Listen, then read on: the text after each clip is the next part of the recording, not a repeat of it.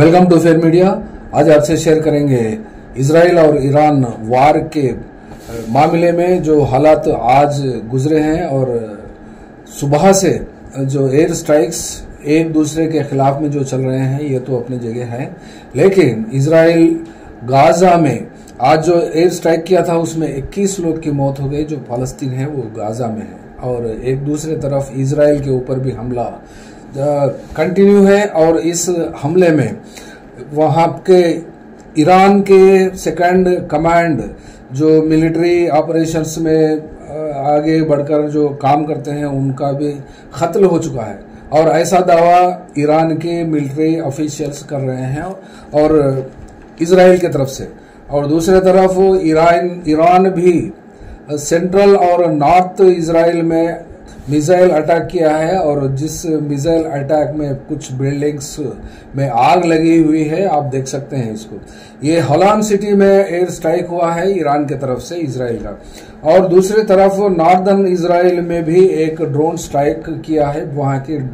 2 storage building को, जिसमें आग लगी है और उससे कुछ नुकसान हो सकता है। और यहाँ पर जो अभी तक के मामला तो जो जंग शुरू होकर आज 9वां दिन है, ये 9 दिन के अंदर जितने लोगों की जो मौत हुई है, इस मौत के बारे में अगर बताते हैं तो ईरान की तरफ से एक आंकड़ा सामने आया है जिसमें 657 लोगों की मौत हो गई है और इजराइल में 24 की मौत हुई है, ऐसा आंकड़ा देखने को मिलता है। और दूसरी तरफ एक बात इंटरनेशनल सतह पर ये सामने आ रही है, ईरान में earthquake रिक्टर स्केल पर 5.1 इसका मैग्नीट्यूड से रिकॉर्ड हुआ है और जिसकी वजह एक बात मानी जाती है कि अंडरग्राउंड में न्यूक्लियर टेस्ट किया गया है और न्यूक्लियर टेस्ट की जो बॉम्बिंग अंडरग्राउंड में होती है उसकी वजह से ये मैग्नीट्यूड ये earthquake वहां ईरान में देखने को मिला है। और कई एजेंसियां इसके ऊपर एक दूसरे एजेंसी के ऊपर उसका रेफरेंस से ये बात करते हैं, लेकिन ईरान इसके ऊपर तो कोई कंफर्मेशन ना ईरान से मिला, ना इजराइल से मिला और ना ही दूसरे जो इस न्यूक्लियर प्लांट्स के ऊपर या फिर न्यूक्लियर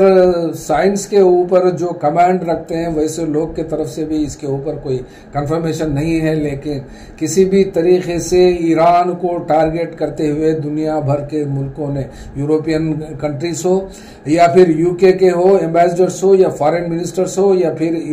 इस इजराइल कंट्रीज के जो डिफेंस मिनिस्टर, ये लोग अपने अपने मामलात में अपना एक विक्टिम कार्ड खेलने में तो कोई कसर नहीं छोड़ते, लेकिन ईरान भी कुछ कम नहीं है मामला। यहाँ पर एक बात सीरियसली देखने को मिलती है जो थर्सडे अमेरिकन प्रेसिडेंट ट्रंप ने एक सीरियस बयान में ये कहा है कि 14 डेज मैक्सिमम टाइम ईरान को दिया गया है और उस मैक्सिमम टाइम के अंदर अगर एयर स्ट्राइक अपने यानी अमेरिका के तरफ से ईरान के ऊपर करने वाले हमले को अगर अवॉइड करना है, उससे बचना है, तो फिर सरेंडर करने की बात उन्होंने कही है। तो फिर आज तो दूसरा दिन हो गया है और ये दूसरा दिन और कब खत्म होता है, ये 14 दिन का जो डेडलाइन इख्तियार किया है और दुनिया के सतह पर ये बात को व्हाइट हाउस से जो इश्यू करने के बाद में देखने को जो मिला है, जो इंटेंसिटी इजराइल में के फौज में हो या फिर ईरान के तरफ से हो, जो एक दूसरे के ऊपर एयर स्ट्राइक्स हो, मिसाइल्स और क्लस्टर बॉम्ब्स हो, जो फाइटर जेट्स हो, इसके लिए देखने को तो थोड़ा कम आज देखने को मिला। वो इसलिए कि शायद एक दूसरे के खिलाफ जो इंटेंसिटी बढ़नी चाहिए थी, जो बढ़ सकती थी, उसको घाटा दिख रहा है। वो इसलिए कि एयर स्ट्राइक्स में कमी पेशी से ये थोड़े वक्त का इंतजार करते हैं, ऐसी बात मामला सामने को देखने को मिलता है। और दूसरी बात भी ट्रंप ये कही है कि टोटल इस ईरान और इजराइल का जंग में वो 2 ही इम्पोर्टेंट प्लेयर्स नहीं है और खुद अपने आप को भी एक इम्पोर्टेंट और फोरमोस्ट पावरफुल लीडर की तरफ लीडर बनने का जो दावा अपने आप से वो ये अटेंशन को ग्रैब किया है, उस अटेंशन के हिसाब से अगर देखते हैं तो फिर ईरान भी और इजराइल भी इस जंग को जो व्हाइट हाउस क्या करने वाला है और ट्रंप क्या करने वाले हैं, ये 14 दिन के बाद, यानी जिस दिन तक 14 दिन होते हैं, या 2 तारीख या आइंदा महीने की या 3 तारीख, यूं समझिए कि अगर थर्सडे का दिन अगर काउंट करते हैं तो फिर 2 तारीख का डेडलाइन होता है, 14 दिन कंप्लीट। अगर ईरान को यूएस स्ट्राइक्स से यानी हवाई हमला हो या फिर जो भी हमले हो सकते हैं कर सकते हैं अमेरिका ईरान के ऊपर, तो उससे बचना है तो फिर सरेंडर करना है और न्यूक्लियर कंडीशंस को, जो न्यूक्लियर ट्रीटी पे साइन करना है या फिर इनकी बात सुनना है, तो फिर इसको अवॉइड करना है, जरूरी होता है। तो फिर इसके ऊपर कल जो बात हुई थी वहां के खुमैनी, ये खुमैनी अपनी मिलिट्री को फुल पावर दे दिए हैं और जिस तरीके से उस मिलिट्री एक्शन ईरान जो लेती है एक्शन इजराइल के खिलाफ में, वो कंप्लीट उसमें कोई दखलंदाजी करने का मामला तो सामने को देखने को नहीं मिलता है। तो फिर यहाँ पर एक मिलिट्री ऑफिसर्स और ऑफिशियल्स या फिर ब्यूरोक्रेट्स, इसका ये सिस्टम ईरान में किस तरीके से वो सेटअप बना है अपने मुल्क को बचाने के लिए, वो उसके ऊपर pin to pin, point to point, time to time तो एक सुप्रीम कमांडर तो नहीं दे सकते, वैसा कम्युनिकेशन भी नहीं हो सकता। वो इसलिए कि ये राडार पे जो है इजराइल के और अमेरिका के भी, तो उनके लाइफ को भी एक बड़ा थ्रेट है। और दूसरी तरफ ये इजराइल ये भी चाहता है कि वहां पर ईरान में एक पपेट रिजीम को एस्टैब्लिश करें, जैसा इराक में किया था, उस तरीके की बात भी यहाँ हो रही है। और दूसरे तरफ ईरान भी किसी भी तरीके से अपने मुल्क पे जो हमला हुआ था उससे अपना एक सेल्फ रेस्पेक्ट को खोया है और उसकी इज्जत के ऊपर एक धब्बा और मार पड़ा है। तो फिर इसके हिसाब से तो उसका वो बदला तो लेना ही चाहता है, लेकिन चाहे बदला लेने की बात आती है तो फिर हर इंसान को अपनी जिंदगी प्यारी होती है। तो फिर क्या ये अल ख़ोमेनी कभी भी मरना है तो कल ही सही, अगर कल ही नहीं तो आज ही सही, ऐसी इस बात का मतलब आने के तरीके से जो इंटरनेशनल सतह की कम्युनिटी को जो कन्वे किया है वो उसी के बात पर वो रहे हैं। और वो कहाँ रहते हैं, हाइडआउट्स क्या है, और वो उनके हाइडआउट्स के ऊपर भी अमेरिका ने, अमेरिकन स्पाई एजेंसी CIA हो या फिर मोसाद हो, मोसाद की ऑफिस को तो, बिल्डिंग को तो कंप्लीटली ईरान ने उड़ा दिया है। और उसके बाद में ये मोसाद का ऑपरेशन क्या है, और ये मोसाद के एजेंट्स अपने मुल्क में कुछ गद्दार सैनिक लोग या अधिकारी, उसमें वो लोग से मिलकर रहने की वजह से जितने भी लोगों के मिलिट्री जर्नल्स के और साइंटिस्ट की मौत हुई है, उसका तो वो कंप्लीटली उसका तो जुगाड़ नहीं निकला। लेकिन आज भी इजराइल के तरफ से ईरान में 2-3 मुकामात पर जो हमले हुए हैं, उस एयर स्ट्राइक में यहाँ पर 2nd दर्जे का कमांडर की मौत हुई है और उनका नाम ये बताया जाता है बेनहम शेरियारी। ये एयर स्ट्राइक, ये व्हीकल पे पिन पॉइंट पे स्ट्राइक करने से इनकी मौत हुई है। और ये आदमी, ये जो 2nd रैंक का जनरल है, ये 2nd रैंक के जनरल, ये 3H यानी हमास, हौतीस और हिजबुल्लाह के रिबेल्स को इन्होंने हथियार सप्लाई किया है, ऐसा दावा तो डिफेंस ऑफ इजराइल के स्पोक्स पर्सन और वो लोग का कहना है।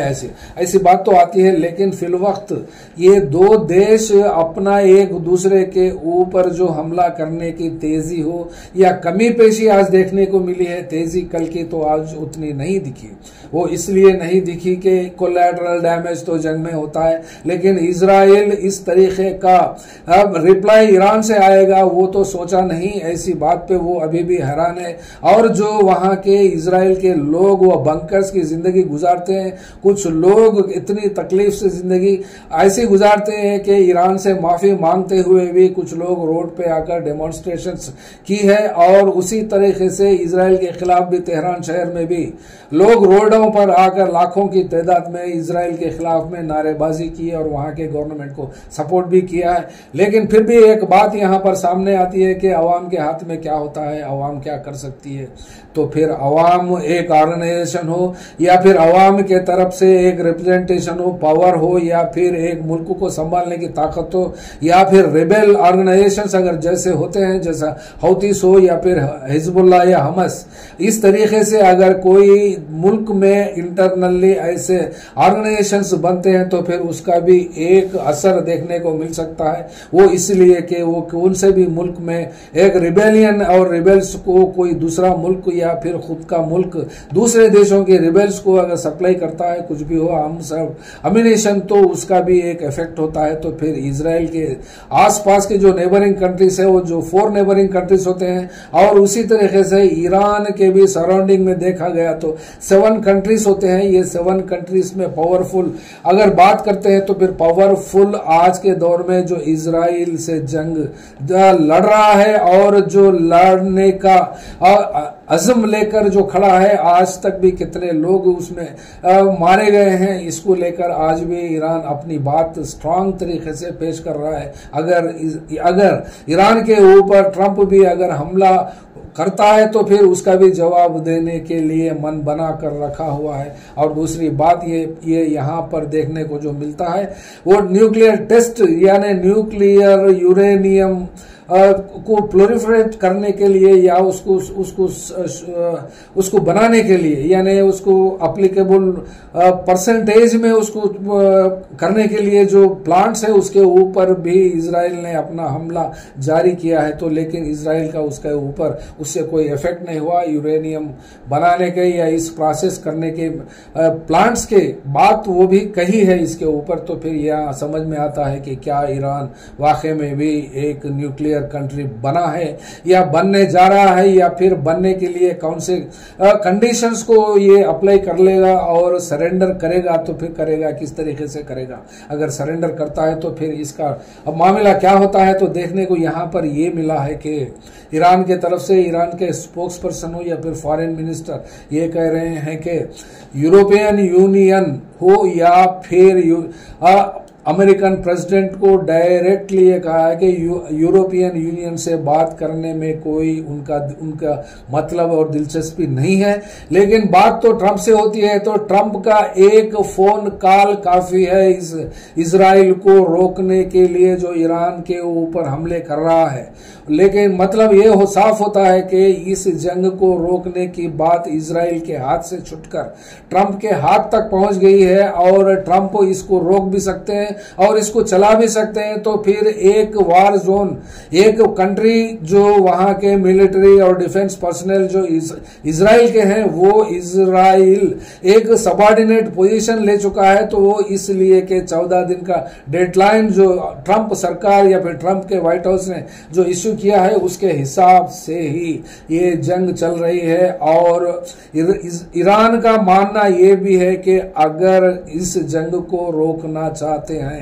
तो फिर इजराइल फौरी ईरान के ऊपर जो स्ट्राइक्स कर रहा है उसको रोकने की सख्त जरूरत है। लेकिन ये बात मानने के लिए ना ही इजराइल रेडी है, और दूसरी तरफ गाजा में अपनी जंग जारी करते हुए इतने लोगों की मौत हो गई है, जो 21 लोग का नंबर बताया जाता है। ये 21 से ज्यादा भी हो सकते हैं, वो इसलिए कि वहां पर सैंक्शंस है और वहां पर मीडिया और प्रेस को भी जो आंकड़े इसको सप्लाई होते हैं, वो वहां पर सैंक्शंस के बाद में वहां वो लोग की मर्जी से ये आंकड़े रिलीज होते हैं। तो फिर इससे ज्यादा ही होने का अंदेशा ऐसा देखने को मिलता है। तो फिर यहाँ पर फाइनली इजराइल और ईरान के बीच जो जंग चलती है, जो अपने लोग के अपने डिफेंस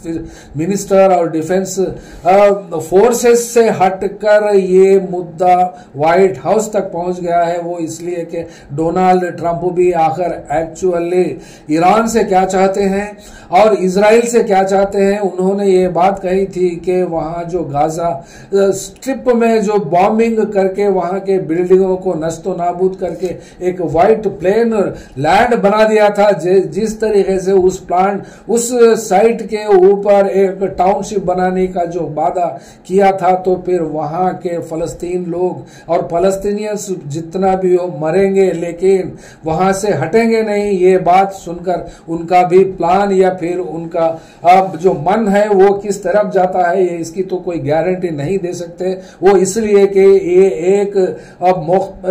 एक पुख्ता ख्याल का शख्स नहीं है और ये एक भरोसेमंद आदमी भी नहीं है। ये जबान किधर पलटती है, किधर चलती है, कितना इसके ऊपर असर होता है, ये तो कोई भरोसेमंद किसी का भी नहीं हुआ। तो फिर ये इजराइल से क्या चाहता है, ये बात भी तो यहाँ पर साबित होना जरूरी होती है। और उसी तरीके से ईरान के पास से क्या लेना चाहता है, ये अपना पर्सनल यहाँ पर देखने को मिलता है। देश और दूसरे देश से जो डील करता है, उस डील में उस देश का तो फायदा होता है, लेकिन ट्रंप साहब को तो एक नई आदत तो नहीं है, पुरानी बात है, अपना पर्सनल फायदा भी तो देखता है, जैसा हर इंसान आम नागरिक अपने जिंदगी में, अपने काम कर्तव्य में अपना फायदा तो फायदा ही देखता है और फायदे के ऊपर मुल्क का भी फायदा देखता है। तो फिर इसमें क्या मिलेगा, क्या नहीं मिलेगा, वहां पर तो जितने भी मिनरल्स है या फिर ऑयल रिलेटेड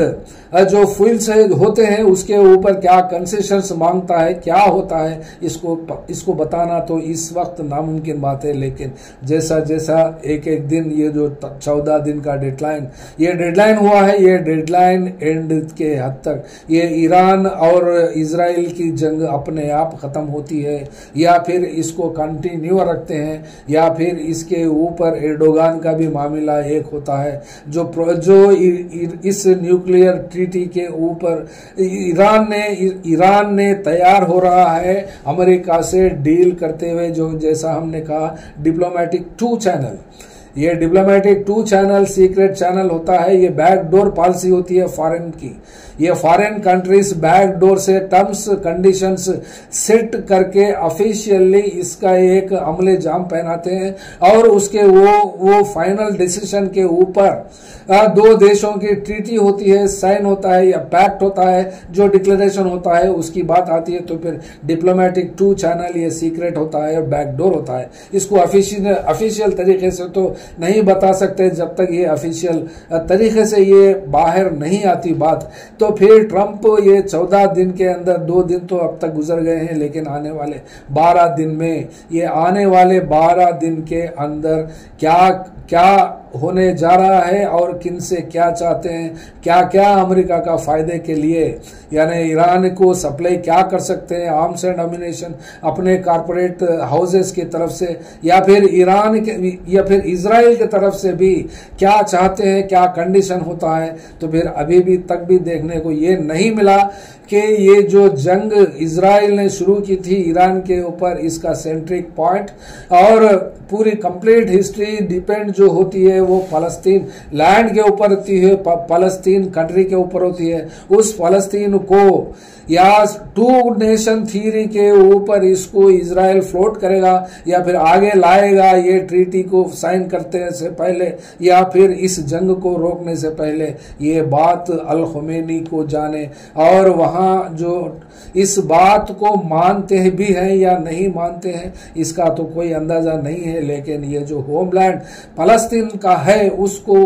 बरकरार अगर रखना है, 1948 के वक्त जितनी लैंड इजराइल को दी गई थी और फलस्तीन के लोगों को दी गई थी, उस थ्योरी के ऊपर, उस पॉइंट के ऊपर अगर ये जंग खत्म होती है तो फिर इस जंग का मतलब भी पूरा हो सकता है। लेकिन ये पता नहीं है, आशा रखते हैं और उम्मीद भी करते हैं कि फलस्तीन का होमलैंड इस जंग के जरिए कम से कम अगर मिल सकता है तो उस गल्फ एरियाज में और अरब वर्ल्ड में एक अच्छी खासी बात इस साल ये मनाई जाती है और मानी भी जाती है। देखते हैं फिर next. Thank you. Fair media में आपका स्वागत है। हमारे चैनल को सब्सक्राइब करें और हमारे वीडियो देखें। हर अपडेट के लिए घंटी आइकन चालू करें। हम वास्तविक और निष्पक्ष समाचार और राजनीतिक अपडेट प्रदान करते हैं।